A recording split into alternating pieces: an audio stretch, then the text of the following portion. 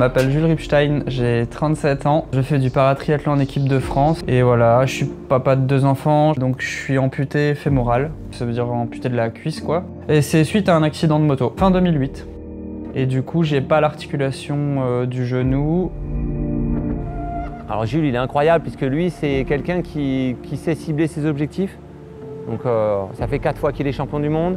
C'est pas quelqu'un qui va être en pleine forme au mois de janvier quand l'objectif il est en septembre. Il construit sa saison avec de l'expérience, avec de la sérénité aussi.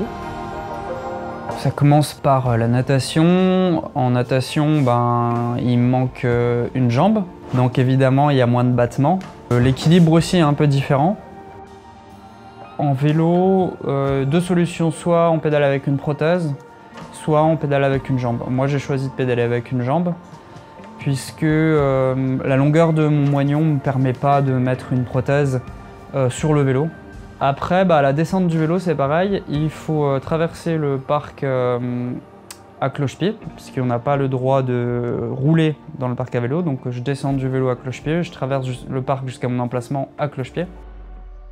Sur la course à pied, en amputation fémorale, il y a quand même plusieurs difficultés. La première, c'est qu'on consomme à peu près 200% d'oxygène par rapport à quelqu'un qui est valide, pour la même allure. Donc il y a des difficultés physiologiques évidentes, et puis il y a aussi des difficultés cinématiques, mécaniques, du fait de l'adaptation à la course avec une prothèse fémorale. C'est pas du tout une course physiologique. Il n'y a pas de quadri-ischio, donc en fait on pose le pied, la prothèse jambe tendue au sol, et ensuite c'est le travail de tous les muscles de la hanche pour tirer vers derrière, quoi.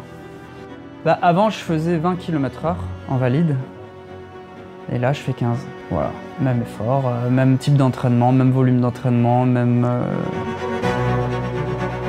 De toute façon, le passé de triathlète de Jules, ça lui a été vraiment un atout pour reprendre très vite un très bon niveau en para. Et aussi, il a de l'expérience, il sait ce que c'est que de s'entraîner dans les 3 disciplines tous les jours. Il ne fait pas d'erreur dans l'enchaînement des entraînements, et il a du métier, on va dire. Moi, j'espère la médaille d'or à Paris.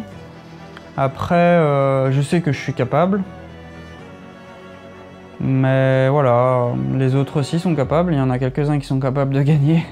Je pense que Paris va aider le grand public à prendre conscience du handicap, prendre conscience du handicap. Et pas que les jeux en eux-mêmes, mais tout ce qui a été fait en amont et ce qui va être fait aussi après.